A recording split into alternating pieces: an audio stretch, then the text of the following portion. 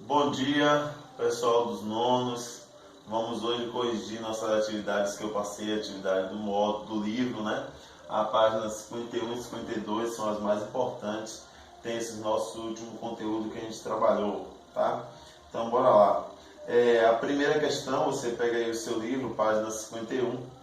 Tem aí, complete o quadro, tem um quadro, tá? Relativo à forma e ao volume da matéria, de acordo com cada estado físico. Então tem um quadrozinho aí, pedindo sobre a forma e o volume. E aí vem dizendo os estados físicos: sólido, líquido e gasoso, tá bom? E aí o que é que você precisava dizer? Definir apenas como é a forma e o volume. A gente falou isso muito bem na nossa aulinha, no comecinho da aula, quando a gente definiu os estados físicos. Então, no estado sólido, a forma e o volume são constantes, são definidos, tá? Eu vou colocar aqui constantes. O volume também é constante. Ele é o mesmo o tempo inteiro, não muda, tá? Uma coisa sólida como esse aparelho celular, que é o livrinho de vocês que eu estou acompanhando, ele é sólido, ele tem a mesma forma o tempo inteiro, o mesmo volume o tempo inteiro. Diferentemente do líquido. O líquido tem a sua forma variável e o volume constante.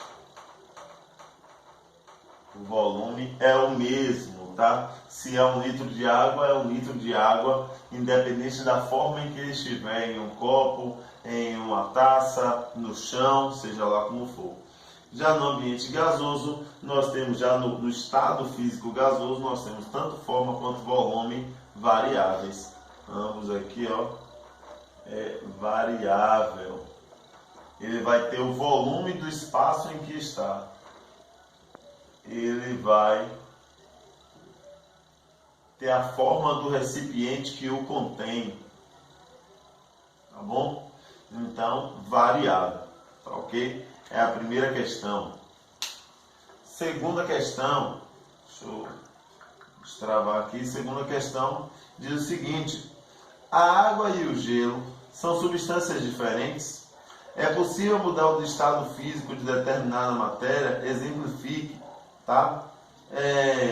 Isso aí, ó, essa aqui foi a nossa primeira questão, agora a segunda questão. A água e o gelo são substâncias diferentes? Isso aí é fácil, né? Todos vocês sabem que a água e o gelo é a mesma substância, tá? Algo que muda nela é apenas o estado físico. A água, ela está líquida, portanto no estado líquido, e o gelo é a água no estado sólido. O que vale a pena a gente lembrar aí, quando a gente falou de água e gelo, é que o gelo é menos denso do que a água. Lembram lá no finalzinho do vídeo a gente falava de uma coisa chamada dilatação anômala da água. A água é na hora que ela vai passando para o estado sólido, é para ela se encolher toda, mas a água é a única exceção do universo que se expande. Tá? É por isso que quando alguém esquece uma garrafa de suco dentro do congelador, ou seja de cerveja, ou seja de qualquer outro produto, ele estoura, tá? Às vezes até mesmo um pote de feijão, bota ali naquele potezinho de sorvete e tampa, quando você vai ver está destampado, tá? Ele estufa, tá? A outra pergunta foi: é possível mudar o estado físico de determinada matéria? Claro. A água e o gelo. No dia dessa aula, eu comentei com vocês, inclusive, sobre a taça Jules Rimet, que é no estado sólido, que os ladrões roubaram e derreteram, passaram para o estado líquido, tá bom? Então, isso daí é fácil demais para vocês, tá bom? Beleza? Então, aqui, segunda questão, são substâncias diferentes, são a mesma substância, a água e o gelo, mesma substância. Aí ele pergunta: é possível mudar de estado físico? Sim. E aí pergunta de exemplo. Vou dar um exemplo bom. Vamos dar um exemplo aí, o plástico. O plástico, eu posso derreter o plástico, passar ele para o estado líquido, tá bom? Terceira questão, a composição de nosso organismo apresenta cerca de 70% de água. Com base nessa informação, o que aconteceria se um astronauta tirasse a sua roupa especialmente preparada para a sua manutenção lá no espaço?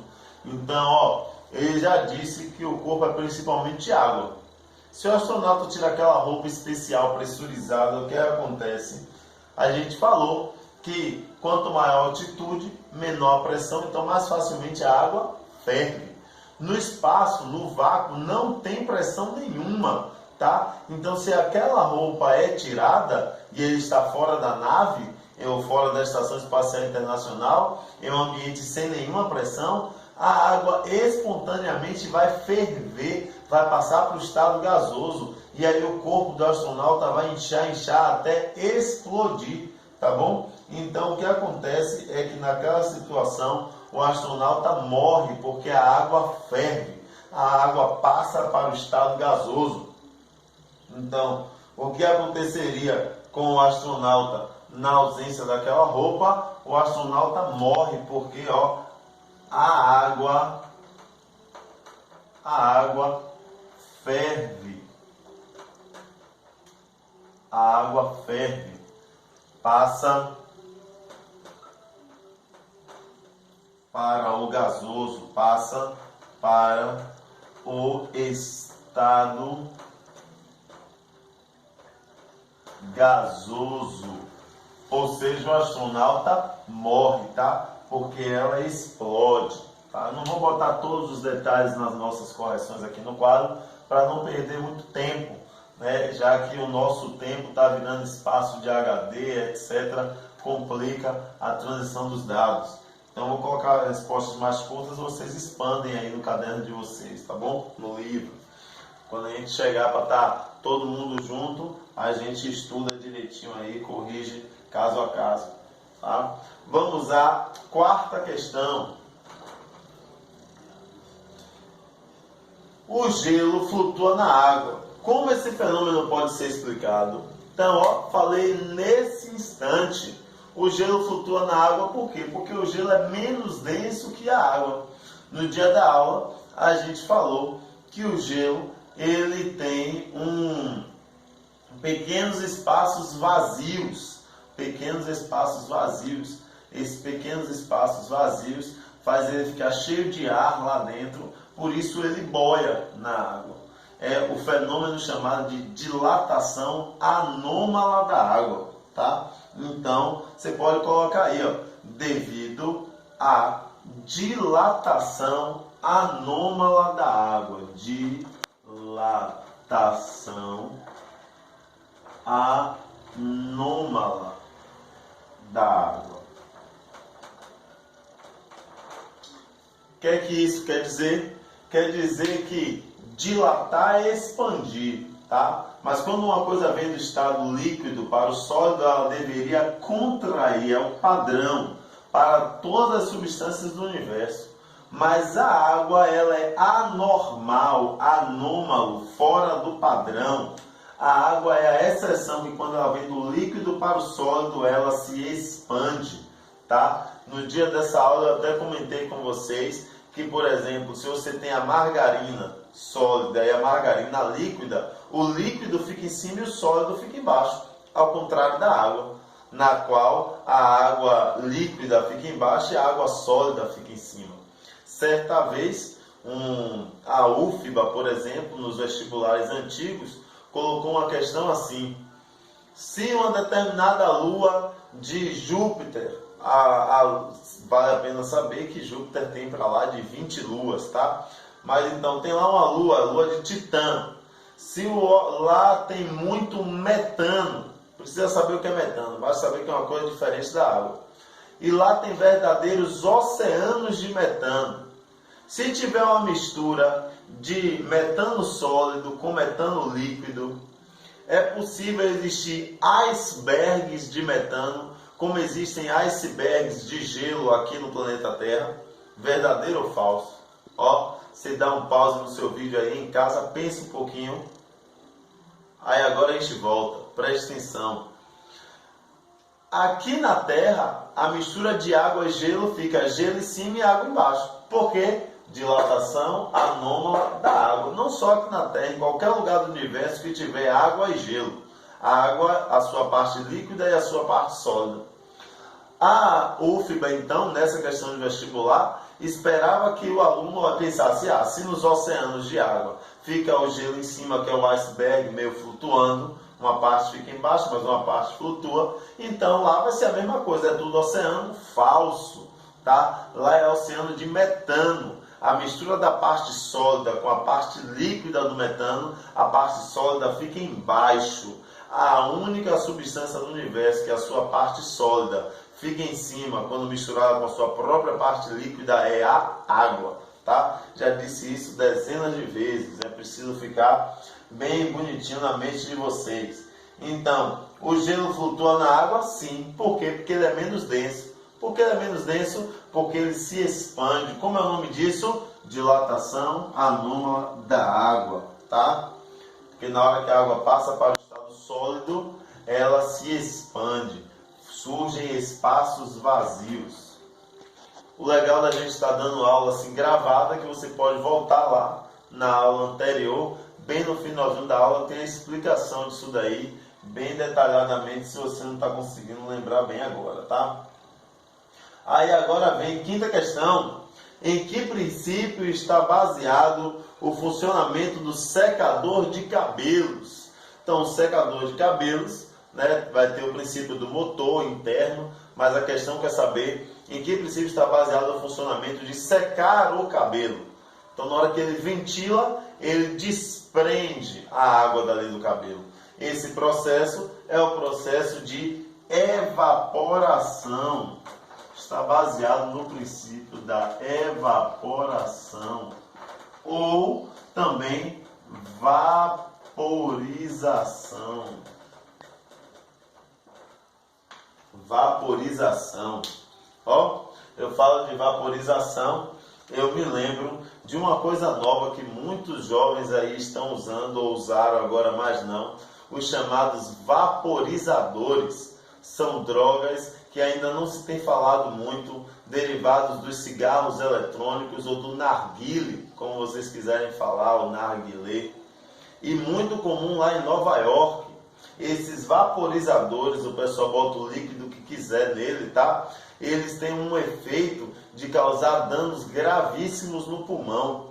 Desde o ano passado que os Estados Unidos sofrem com uma verdadeira epidemia de mortes rápidas de jovens atrelados ao uso de cigarros eletrônicos e vaporizadores. O que acontece é que agora tem muitos jovens aí tendo problemas por causa disso daí também, tá? Porque o uso de drogas a gente não precisa nem falar, sempre traz problemas, mas nesse caso em específico é muito comum as pessoas dizerem: não, é nova, não tem nada não. Tem sim, tem problemas grandes, tá? Beleza. Aí aqui fala sobre o princípio do secador de cabelo. O secador de cabelo joga o vento quente sobre o cabelo e aí ele pega aquela água e dissipa, parte ela em pedaços pequenos. Ela aí então, ela não precisa ferver, não é uma ebulição, ela passa para o estado gasoso, ela evapora, tá bom? Quinta questão, evaporação, tá? Aí nós vamos para a sexta questão. Sexta questão é uma questão bonita, tá? Tem uma tabela, não vou desenhar a tabela toda aqui para vocês, mas vocês estão com o livro aí. E aí vem mostrando os elementos químicos, as substâncias, o alumínio, o chumbo, o cobre, o estanho, o ouro, a prata, para você definir, determinar a temperatura, se ele está no estado sólido ou no líquido. E aí tem uma tabela também lá na página 49 para você consultar. Como é que funciona? A lógica que você tem que ter na mente é a seguinte: aqui Vou dar o exemplo da água, tá? Só para vocês terem uma noção. Então, a 0 graus Celsius, se maior a temperatura no ambiente normal, nas condições normais de temperatura e pressão, no nível do mar, a água ela está líquida. E esse daqui é o que? É o ponto de fusão. Ponto de fusão. Se está uma temperatura menor que 0, menos 1, menos 3, menos 10, a água então está sólida. Tá? A mesma coisa, se você olha o ponto de fusão do alumínio, você vai ver, a determinada temperatura está abaixo do ponto de fusão ou acima do ponto de fusão. Se estiver acima do ponto de fusão, líquida. Se estiver abaixo do ponto de fusão, sólida. Então você vai lá no seu livrinho, na página 49, tem um ponto de fusão dessas substâncias todas aí, ó. O alumínio, o chumbo, o cobre, o estanho, o ouro e a prata. E aí você vê, por exemplo, o alumínio a 350 graus Celsius está depois do ponto de fusão ou está antes do ponto de fusão? Está antes do ponto de fusão. Então o alumínio nessa temperatura ele é sólido. O chumbo a 350 graus, por sua vez, já é líquido. Cada substância tem uma temperatura específica de fusão. Aí o cobre a 1350 graus Celsius ainda é sólido. O estanho a 350 graus, 150 graus é líquido, tá? O ouro a 1150 graus líquido. E a prata a 350 ela é sólida. Bem simples aí, tá? A prata é sólida, o estado físico é sólido. Tá? Bem simples aí. Podemos ir para a 7ª questão. Deixa eu apagar aqui.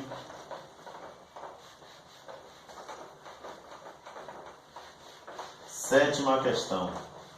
A 7ª questão traz alguns fenômenos, tá? Alguns fatos. Sentimos frio quando saímos do banho e a água começa a evaporar, tá? Preciso parar aqui e explicar para vocês aqui um pouquinho. O que é a sensação de frio, tá bom? Então, sensação de frio. Frio é a diferença de temperatura. Quando você está muito quente em relação ao ambiente, então você perde calor para o ambiente, então você tem a sensação de frio, tá? Portanto, quando você toma um banho quente, muito quente, e sai no ambiente normal, você sente frio. Por que você sente frio? Porque você está muito quente em relação ao ambiente, o ambiente está roubando calor de você, você sente frio. Quando você está com febre, você está uma temperatura muito maior do que o ambiente rouba calor de você, você sente frio, tá? O contrário é quando você está muito mais frio que o ambiente, aí então você vai, o contrário é você vai sentir calor quando o ambiente está muito mais quente que você e você está em condições normais, tá? A situação que precisa diferenciar se você está numa situação em que o corpo controlou, você levou o corpo até aquela temperatura, tipo no exercício físico, ou se é uma situação atípica, não foi o corpo no controle, a febre, o corpo não está no controle. O órgão do corpo responsável por controlar a temperatura, o hipotálamo, ele fica desligado quando a pessoa está com febre, tá? Então, bora lá. Letra B. Diante de um ventilador, a evaporação ocorre mais rápido, por isso sentimos frio. Então, você começa a sentir calor, o que o corpo faz? Libera o suor. Quando ele libera o suor, a água do suor rouba o nosso calor. E se a gente perde calor demais para o ambiente, então a gente sente frio. A gente sente calor quando o ambiente está nos dando calor, tá? Quando está quente, está nos dando calor.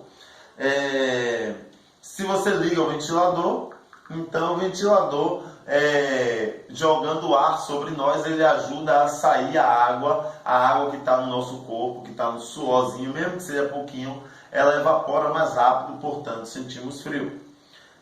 E aqui diz, passe um algodão molhado em álcool, tá? E espere. O álcool tem um ponto de ebulição menor que o da água, ele evapora mais rápido do que a água. Então, como ele passa mais rápido do estado líquido para o gasoso, você vai sentir o ambiente frio. Essas situações correspondem à sensação de frio. Como explicar esses fatos? Isso aí que eu disse a você já, ó. Frio é a perda de calor para o ambiente. Frio é quando a gente perde calor para o ambiente. E todas essas três situações que eu fui explicando, uma de cada vez, ela estava potencializando essa sensação, potencializando, catalisando, acelerando o que? A perda de calor para o ambiente. Perda de calor para o ambiente, tá? Aí aqui a gente termina essa página 51, vamos para a página 52, para a gente terminar aí. Página 52, oitava questão, diz assim: pense agora no fenômeno da condensação, ou seja, substâncias que estão no estado gasoso passando para o estado líquido. Quando colocamos gelo dentro de um copo, gotas d'água se formam do lado de fora dele. Por quê? Então a gente falou isso daí também durante a aula, tá? Você pode até voltar lá nessa aula, tem lá falando da condensação. Falamos da tampinha, das gotas de água numa tampa, por exemplo, de uma panela, tá? E isso daí é por quê? Porque a água no estado gasoso está aqui no ar. Quando ela se choca numa superfície muito fria, então ela passa para o estado líquido, ela se condensa. Aí as superfíciezinhas ficam molhadinhas, cheias de gotinhas, tá bom? Então, quando colocamos gelo dentro de um copo, gotas d'água se formam lá de fora. Por quê? Porque acontece a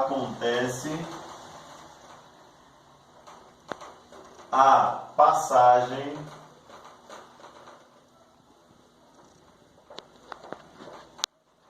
do estado gasoso para o líquido. No dia dessa aula aqui, nós ainda falamos do orvalho, nós falamos do sereno, que são situações exatamente disso, de condensação, passagem do estado gasoso para o líquido, tá? E demos esse exemplo aqui também, tá bom? Aí vamos para a nona questão. Vamos para a nona questão. Em dias bem frios, soltamos fumaça pela boca. Bem, nós não, né? Eles lá do sul do Brasil, porque a gente aqui, o dia mais frio que tiver em Salvador, no máximo está chovendo. Mas para soltar fumacinha pela boca, nada. Quando conversamos ou respiramos. Por que isso acontece? Então isso acontece porque o vapor d'água que sai na nossa respiração, ele imediatamente, quando entra em contato com o ar frio, ele desce tanta temperatura que quase forma pequenos floquinhos de gelo. Esses pequenos floquinhos de gelo, tornam-se visíveis. Aí a gente vê aquela manchinha branca saindo, tá? Aquela fumacinha branca saindo, tá bom? Aí é a água que sai dos nossos pulmões, que estão sofrendo o quê? Estão sofrendo condensação. Condensação. É a condensação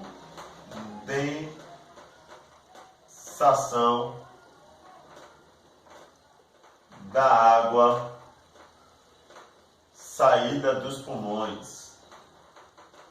Saída dos pulmões. Então, presta atenção. Inclusive, quando dizem para vocês assim, precisamos beber 2 litros de água por dia, 1,5 litro de água por dia. 1,5 litro de água nós perdemos apenas respirando. quando eu inspiro o ar, ele, para poder fazer as trocas gasosas nos pulmões, perde água, ele usa água. Quando volta esse ar úmido, ele jogou a água nossa fora, tá? Então é por isso também que eu mesmo aqui, quando estou falando muito, então eu perco mais água ainda do que o normal. Então é preciso beber água só para repor a água perdida na respiração. Não é nem no exercício físico, no calor, na corrida, nada disso. 1,5 litro de água é só para repor a água perdida durante a respiração. Bom, vamos agora para a questão 10. Vamos para a questão 10. Questão 10 diz o seguinte: após uma experiência, certo aluno observou que a fusão de 10 gramas de determinada substância química, o naftaleno, ocorre a 80 graus Celsius. Ou seja, esse é o ponto de fusão do naftaleno, 80 graus Celsius. Com base nessa descoberta, ele concluiu que a temperatura de fusão de 5 gramas será 40 graus Celsius. Será que ele está certo com esse raciocínio? Ó, presta atenção. Eu pego uma panela com 2 dedos, 50 ml de água e boto na panela. E aí ela ferve. Ferve a qual temperatura aqui no nível do mar? 100 graus Celsius, tá bom? Se eu coloco 1 litro de água, ela vai ferver a 200 graus Celsius? Não, vai ferver na mesma temperatura, 100 graus Celsius. Qual é a diferença? A diferença é que 2 dedos de água na panela ferve rápido, ferve mais rápido. E se eu boto uma panela inteira de água, ele vai demorar muito mais tempo para ferver. Mas a temperatura em que ferve é 100 graus Celsius. Se o naftaleno ferve a 80 graus Celsius, não importa se botar 10 gramas, 5, 1 quilo, 1 tonelada, vai ferver a 80 graus Celsius. A diferença é o tempo para poder alcançar essa temperatura. Se eu boto muito conteúdo, alcança mais tarde.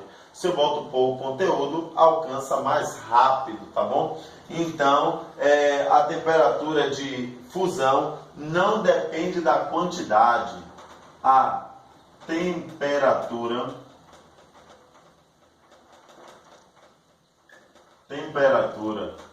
de fusão não depende.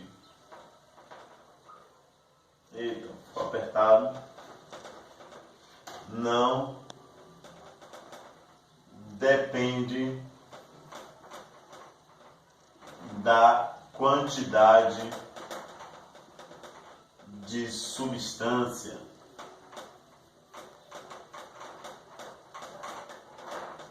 Tá? A temperatura é a mesma o tempo inteiro, a questão é a velocidade. E vamos para a última questão, 11ª questão, para a gente terminar essa aulinha nossa. Então aqui diz: um líquido contido em um frasco aberto vai entrar em ebulição, e aí vem determinadas situações. Recife, em Pernambuco, fica no nível do mar.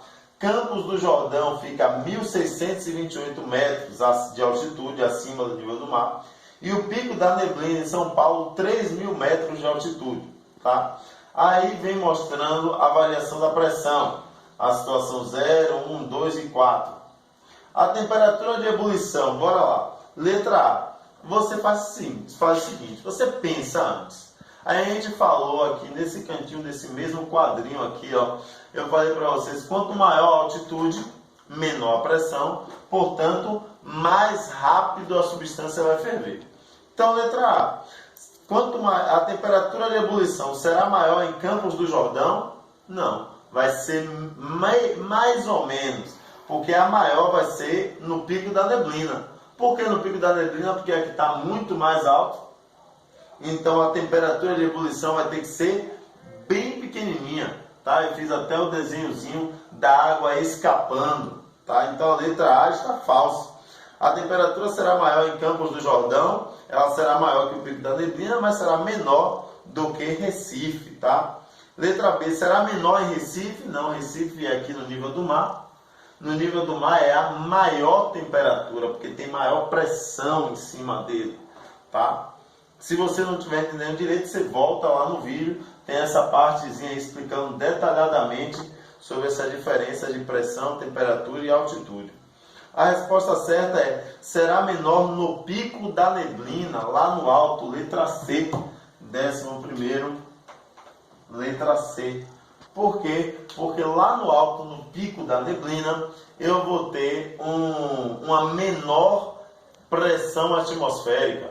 Portanto, a água vai escapar mais fácil, a água ou qualquer outra substância que seja, vai escapar mais fácil do estado líquido para o estado gasoso. Então, por que essa daqui? Porque, ó, quanto maior a altitude, menor a pressão, portanto,